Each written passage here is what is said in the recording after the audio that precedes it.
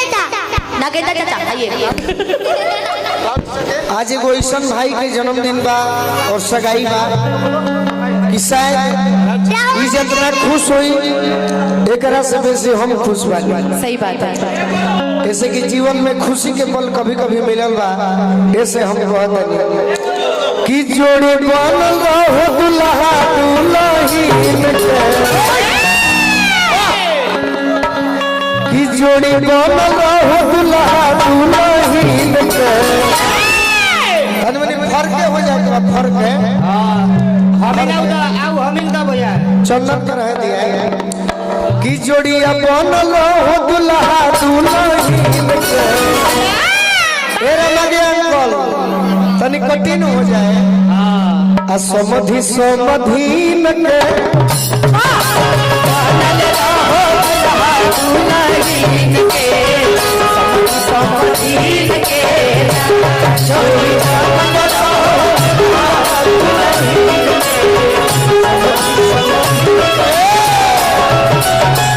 समधि समधि समधि समधि के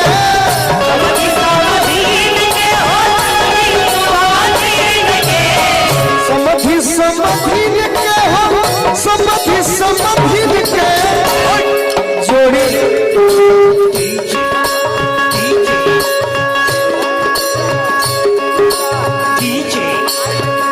डीजे जगत राज जोड़ी बनल रहो ईसा, जोड़ी बनल रहो ईसा चंदन भैया के। जोड़ी बनल रहो, जोड़ी बनल रहो ईसा चंदन भैया के। कृपा काली मैया के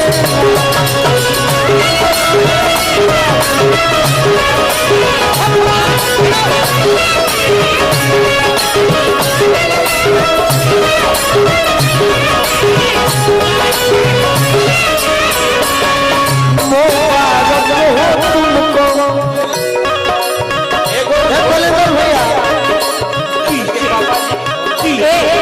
मुन्ना भैया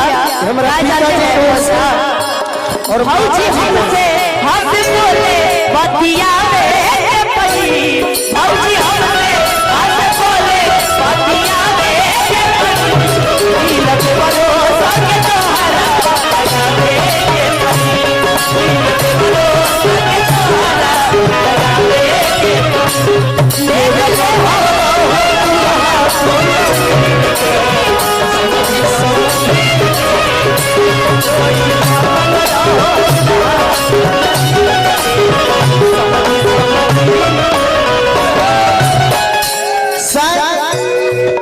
भगवान करस सासाराम के तारा चंडी माई करस अगर जीवित रह अपना चंदन खाती कह।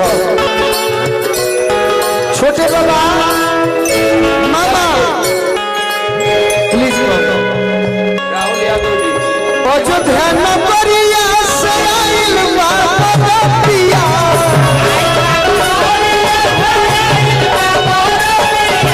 मामा जी अरे मामा नचबे कि ना मामा जी छोटे बाबा मामा छोटे बाबा अयोध्या नगरिया से आइल बाबा पिया।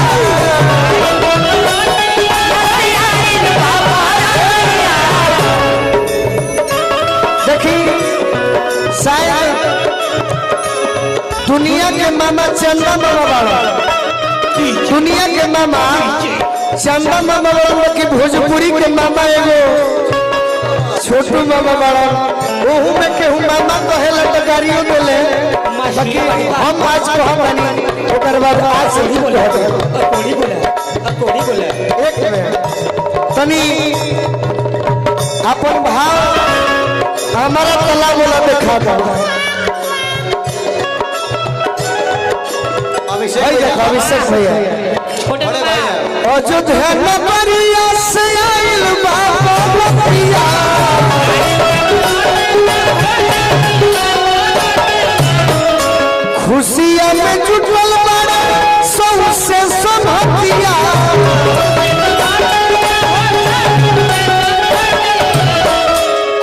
खुशियां में जुटल बारे सौ से संभतिया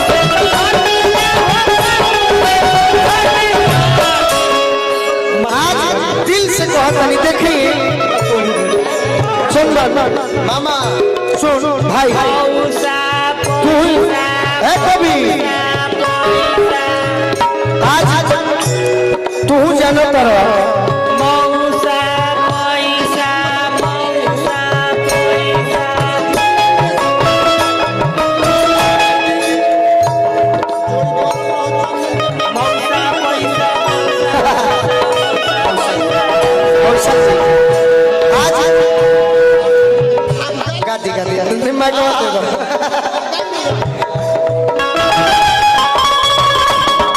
खुशी हो खुशी हो देखी ऐसन सीन के दुल्हा दुल्ही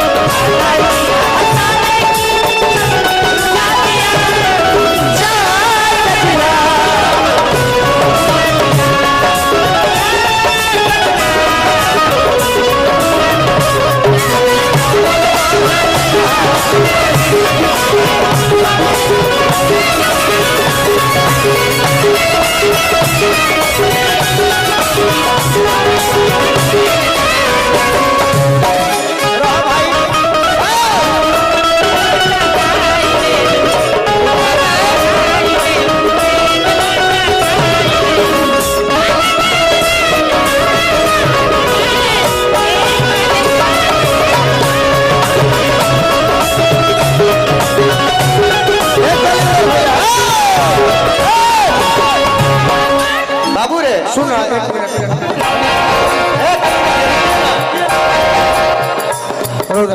दे दो मैं कहा दे दो इहो पे कुछ मूर्छा बा छोड़ा दे दो जोड़ी बांध रहो चंदन के मामा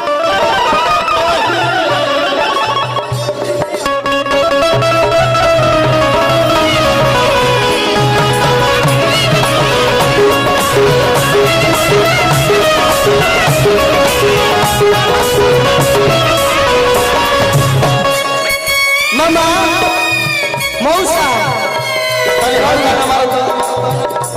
मारा ही के बाद तो मार देना जान से चाचा आओ आओ